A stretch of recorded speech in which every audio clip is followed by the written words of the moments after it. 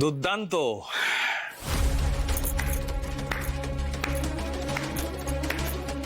অসাধারণ, very nice. মানে ওইখানে একটা মেয়েকে নৃশংসভাবে হত্যা করা হয়েছে, তার খুনিদেরকে এখনো ধরতে পারা যায়নি, আর আপনি এখানে বাড়িতে বসে 5 পদ রান্না করছেন। মানে দারুণ দারুণ। মানে পুলিশ অফিসারের আসল ডিউটি, আসল কাজ হচ্ছে এইটা, তাই তো? পুলিশ অফিসার হিসাবে আমার যেমন একটা দায়িত্ব আছে, স্বামী হিসাবে তো বউয়ের প্রতি আমার একটা দায়িত্ব কর্তব্য আছে নাকি? আরে আজ আমাদের বিয়ে 3 মাস পূর্ণ হলো, তো সেই উপলক্ষে তো অ্যানিভার্সারি করতে পারি, সেই জন্য তো তাড়াতাড়ি এসেছি আমি। দেখো, মিটিং মিছিল ঝগড়া ঝামেলা এসব তো চলতে থাকবেই, কিন্তু তার মধ্যেও স্বামী স্ত্রীর খুনসুটি আর টক ঝাল মিষ্টি সম্পর্ক এটা তো থাকতে হবে। তোমার জন্য স্পেশাল রান্না করেছি। দেশোদ্ধারের কাজ আর নেতৃগৃহ যদি শেষ হয়ে গিয়ে থাকে তাহলে প্লিজ তাড়াতাড়ি বসে পড়ো। আর হ্যাঁ, খাবার সময় কিন্তু কোন রকম ওই পুলিশ আর এই নেত্রী নয়, ঠিক আছে? আমরা শুধু হাজবেন্ড ওয়াইফ। কি হলো এটা? কি তোর মধ্যে তাকিয়ে আছো কেন? মুডটা মনে হচ্ছে একটু অন্য। শাড়ি পরতে ইচ্ছা করছে নাকি? ঠিক আছে, একটা কাজ করো, তুমি ভালো করে স্নান করে নিয়ে ফ্রেশ হয়ে নাও, তারপরে সুন্দর করে শাড়িটা পরে নাও। স্ত্রী হিসাবে তোমার যেমন ভালো লাগবে, হাজবেন্ড হিসেবে আমারও ভালো লাগবে। আরে কি অদ্ভুত ব্যাপার! মানে আপনি কি করতে চাইছেন আমি বুঝতে পারছি না। আপনার আসল উদ্দেশ্যটা কি একটু বলবেন আমাকে প্লিজ? এরকম ভাবে রান্না বান্না করে খাওয়ানোর পিছনে নিশ্চয়ই কোনো একটা ধান্দা আছে আপনার। শুনুন, এসব করে না কোনো লাভ হবে না। হ্যাঁ জিৎ, আপনি আমাকে এইভাবে চুপ করাতে পারবেন না, আজকে যেরকম ভাবে চুপ করালেন। কালকের মধ্যে যদি আসল খুনিদেরকে খুঁজে না পাওয়া যায় তাহলে কিন্তু আমাদের এই আন্দোলনটা আরো বড় হবে জিৎ। আমাদেরকে এইভাবে আটকানো সম্ভব নয়, কারণ সারা বাংলার মানুষ যাচ্ছে। পুলিশ কিন্তু পুলিশের কাজ করছে নিশা। আর তোমার বোনকে আমি ঠিক জায়গায় পাঠিয়ে দিয়েছি। তোমার বোনকে তুমি খুব ভালো করে চেনো, সে কিন্তু ছেড়ে দেওয়ার পাত্রী নয়। 24 ঘন্টা এই কেসটাকে নিয়ে পড়ে আছে, তাই আমার তো চিন্তা করার কোনো কারণই নেই। আর তুমিও তো চিন্তা করো না, তুমি তাড়াতাড়ি ফ্রেশ হয়ে নাও। যাও যাও যাও, তাড়াতাড়ি ফ্রেশ হয়ে নাও। আরে যাও না রে বাবা।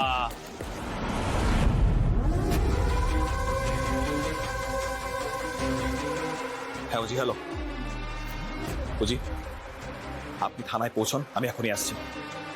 নিশার একটা বন্দোবস্ত করতেই হবে, যেভাবেই হোক নিশাকে চুপ করাতেই হবে। ছাড়লাম।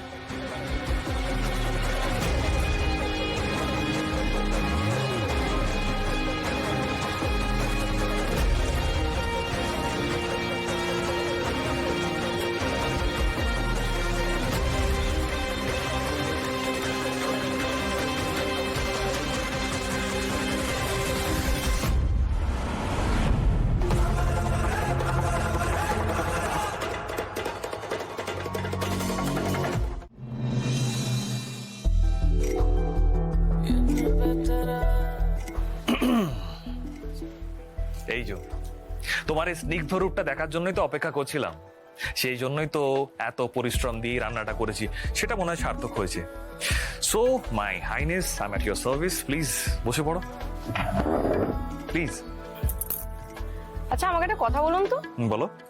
মানে আমাদের অ্যানিভার্সারি বলেই কি আপনি রান্না বান্না গুলো করেছেন, নাকি এর পেছনে আপনার অন্য কোনো উদ্দেশ্য আছে? আরে না রে বাবা, অন্য কোনো উদ্দেশ্য নেই। সারাক্ষণ তোমাকে বকাবকি করি, তাই ভাবলাম তোমাকে একটা সুন্দর মুহূর্ত উপহার দিই। সেই জন্যই এত এফোর্ট দিয়ে এই রান্না বান্না করেছি আমি। বুঝলাম। কি বুঝলে? ওভাবে তাকানোর কি আছে? আচ্ছা, আমার একটা কথা বলো তো নিশা, রাজনৈতিক নেত্রীদের কি হাজবেন্ড থাকতে নেই, নাকি হাজবেন্ডদের ভালোবাসতে নেই? দেখো, এত কষ্ট করে তোমার জন্য রান্না বান্না করেছি, একবার টেস্ট তো করে দেখো কেমন হয়েছে। খাও।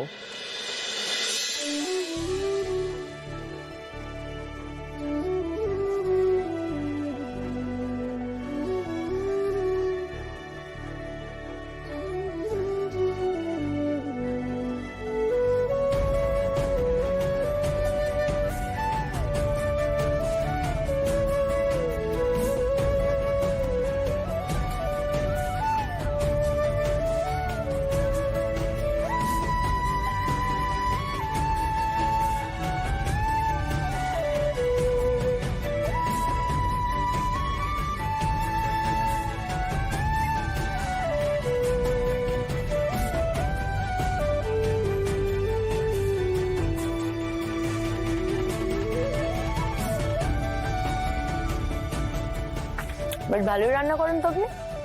তো এরকম রান্না বান্না করে মাঝে মাঝে তো আমাকে খাওয়াতেও পারেন। হ্যাঁ, খাওয়াতে তো পারি, আর সুযোগ দিলে আরো অনেক কিছু করতে পারি।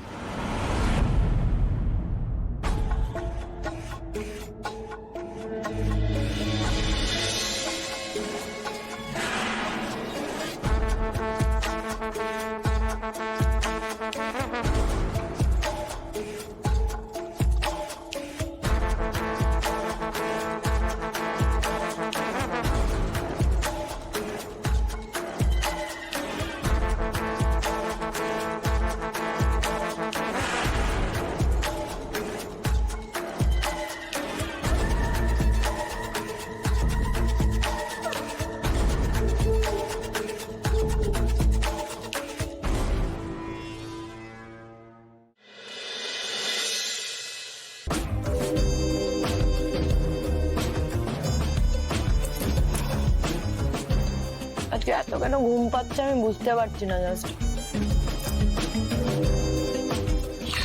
কতদিন পর তুমি ভালোভাবে খেলে বলো তো, তারপর প্রচন্ড টায়ার্ড হয়ে আছো, শরীরটা এমনিতে ছেড়ে দিচ্ছে।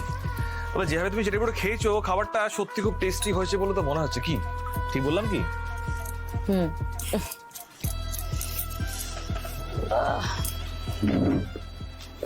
দিশা,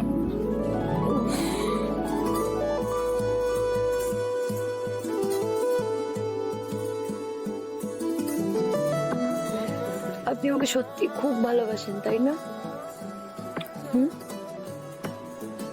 হ্যাঁ নিশা, আমি তোমাকে সত্যি খুব ভালোবাসি। কিন্তু আমার ঘুম পাচ্ছে, চোখ খুলে রাখতে পারছি না আমি।